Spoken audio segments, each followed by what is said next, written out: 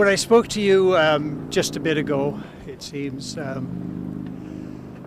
we spoke about the tour of the community that we were about to undertake. I knew that it would be difficult, but I also knew that it was necessary, and as I explained earlier, I was going not for myself, but as a representative of my community to get a ground view of what has actually occurred in the community, as a representative of the people who can't get there but need to know. So I've had that. It was every bit as difficult as I anticipated, and as it turned out, probably more useful than I had expected. I learned a lot. I can now speak, I think, more knowingly on behalf of residents about their anguish, because it is entirely internal. There are hundreds of houses.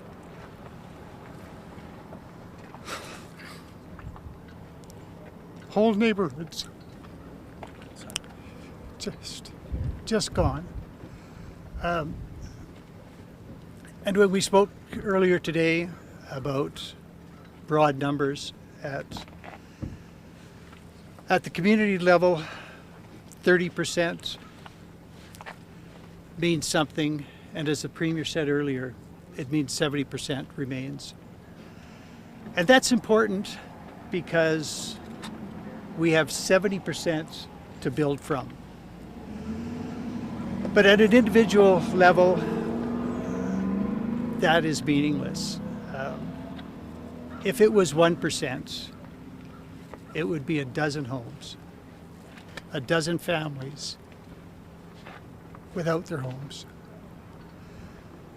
But I can understand that now in a way that I thought I could before, but I understand it better now because I am among them. And as I said earlier also, I hadn't anticipated cameras. I thought I was traveling with Minister Sajan and the Premier, and we would have a tour with a guide. I don't travel in these lofty circles. I don't expect an entourage, but there we were with cameras and microphones and me looking at my house. And like all residents who are going to come to this realization, a house is packed mostly with memories. And so individually, this is shattering. But when I stood back and looked and saw what remains, I know that the community is still there. And I know that we can rebuild. And so I see opportunity and possibility.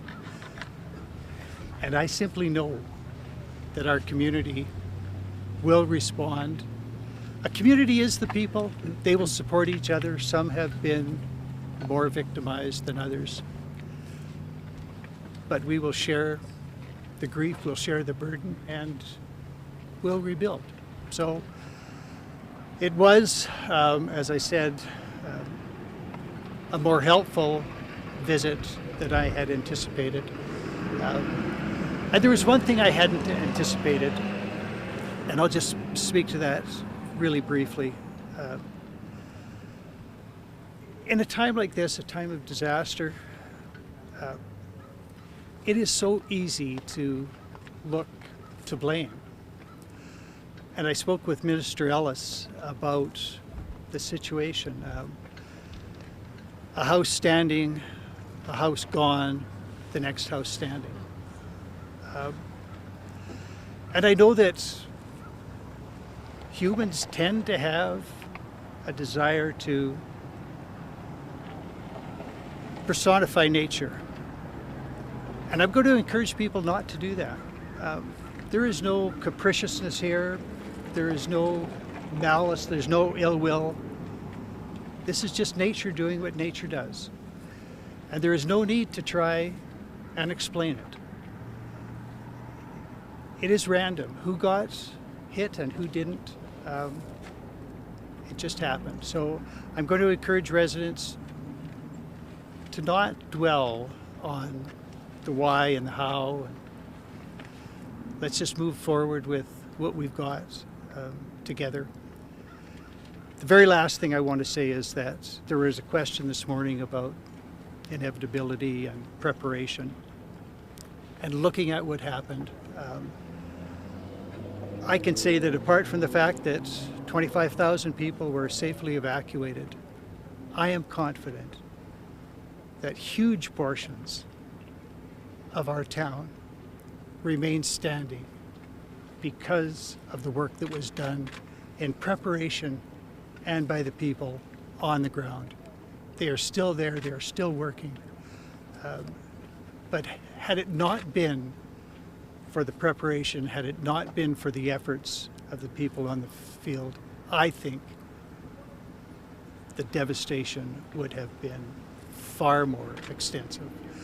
And not necessarily a good news story, but something to keep in mind that sadly it could have been worse and it wasn't. So again, a silver lining.